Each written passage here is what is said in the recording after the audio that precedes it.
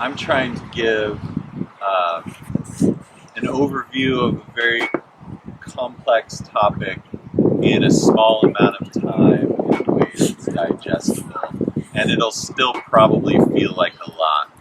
Uh, I ask you to bear with me, and if you need a moment or if you need to ask a question, please feel free to raise a hand. This isn't just a talk, it's a dialogue, and I want to make sure that you have the information.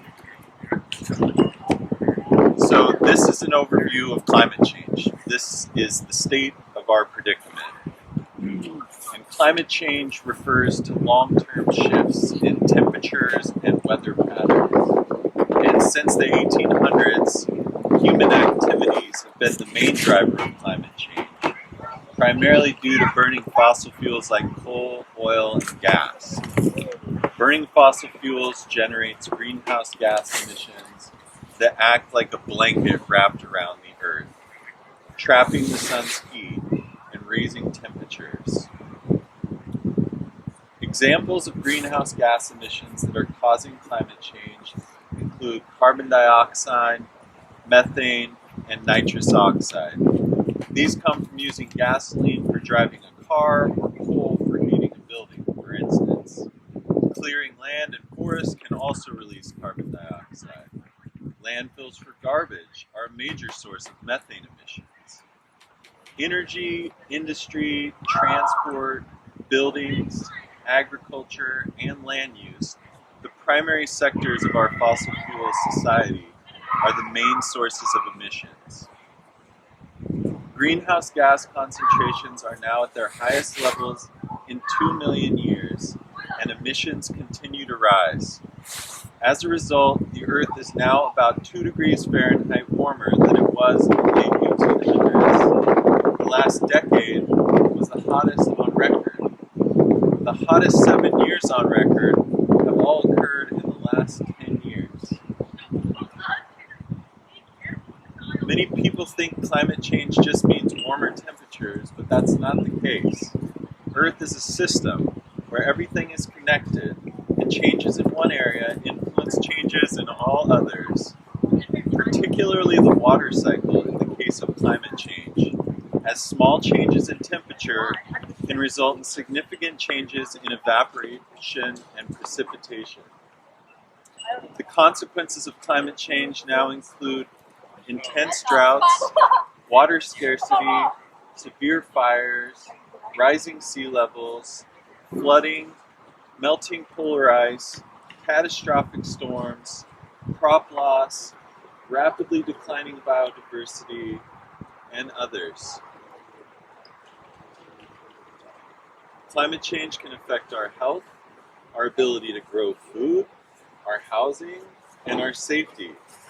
Some people are already more vulnerable to climate impacts, such as people living in small island nations and developing countries.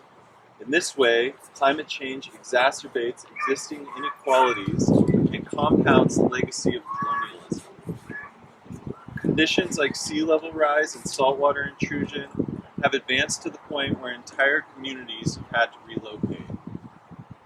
Droughts are also resulting in mass displacement of communities and putting entire populations at risk of famine. The Intergovernmental Panel on Climate Change, known as the IPCC, is the United Nations body for assessing the science related to climate change.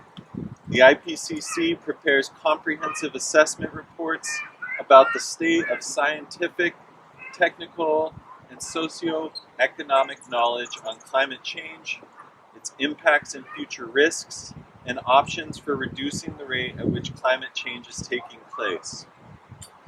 The most recent assessment report was released last month, and it presents the most complete and up-to-date scientific information on the impacts of climate change and the steps needed to avoid the worst outcomes.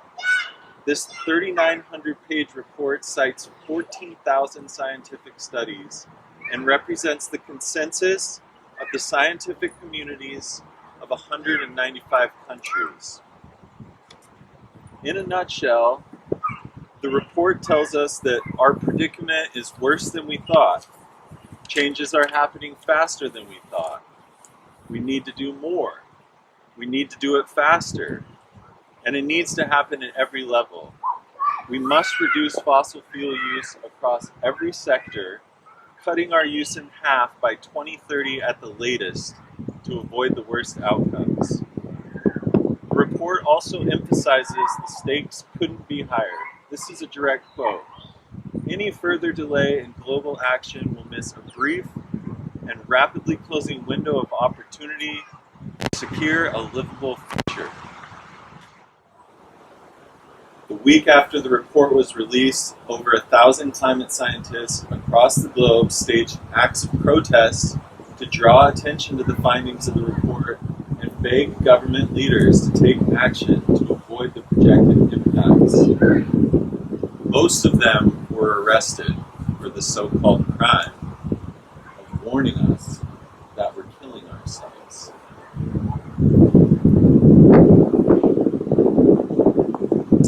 So what are some of the projected impacts? I'm going to start local, and I'm going to zoom out. In Whatcom County, the flood we had last year, which was reported to be the largest, most impactful natural disaster to hit Whatcom County since its founding in 1854, and displaced 500 residents, was considered a 100-year flood. A flood of this magnitude is predicted to become a 10-year flood by 2030, and an annual flood by 2050. Similarly, the heat dome event we experienced last year resulted in massive crop loss, and the prevalence of this type of extreme heat event is projected to increase a minimum of 2 to 3 times by 2050, at which point the average temperature in Whatcom County is projected to be 5.5 degrees Fahrenheit higher, and the average year will be hotter than the hottest year of the entire 20th century. Likewise, globally, nearly 4 billion people are projected to be displaced by climate change by 2040. The crop loss is projected to be 4.5 times higher by 2030 and up to 25 times higher by 2050. Though we're projected to have almost 2 billion more people relying on these crops due to population growth. These are the impacts of climate change, which are now well understood to our scientific community. However, there are other potentially catastrophic impacts which are not yet well understood and have to do with positive feedback loops of warming, which can occur as our sea ice melts, increasing sea level rise and therefore flooding, and resulting in the loss of our global cooling system. For the last 30 years, we've lost 13% of our Arctic sea ice each decade, and we're projected to lose all of our Arctic sea ice by 2040. In March, 2 months ago, we experienced unprecedented heat waves in both the Arctic and Antarctica simultaneously. Temperatures were 60 to 70 degrees Fahrenheit above average at both of our poles, which were in opposite seasons at the same time. Scientists were stunned and are unable to account for these temperatures, which far exceeded any current projections for these critical global cooling areas. If all of these impacts seem too abstract, let me share one more sobering piece of information. A number of recent studies have shown detrimental effects on human health from breathing air with CO2 concentrations exceeding 500 parts per million. That is the level which we are currently projected to reach by 2040. Put more simply, we have 18 years before our air is no longer safe for us to breathe.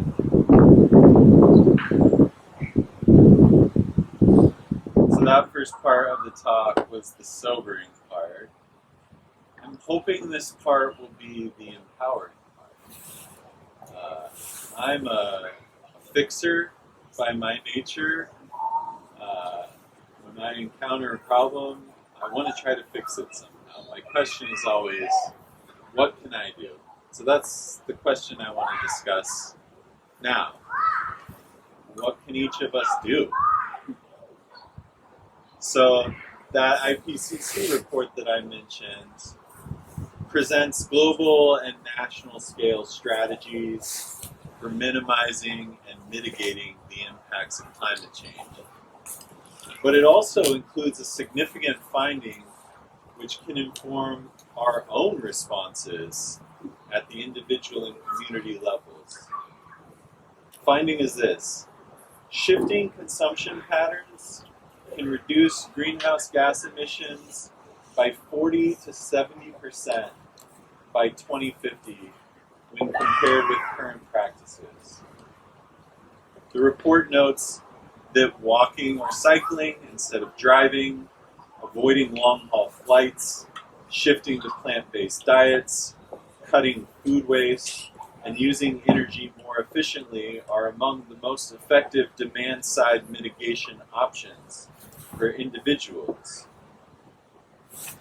These are the same recommendations of a significant 2017 study which focused on the most impactful individual actions for reducing personal emissions and contributing to systemic change. Those were reducing vehicle use, avoiding airplane travel, and eating a plant-based diet. So a couple questions that often come up when we talk about action at the individual level are: what difference can the actions of an individual make in a global crisis?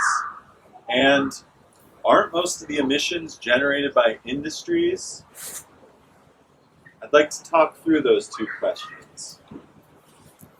So climate change is the cumulative result of all of the activities that generate greenhouse gas emissions, including those activities we ourselves engage in or support, what is known as our carbon footprint.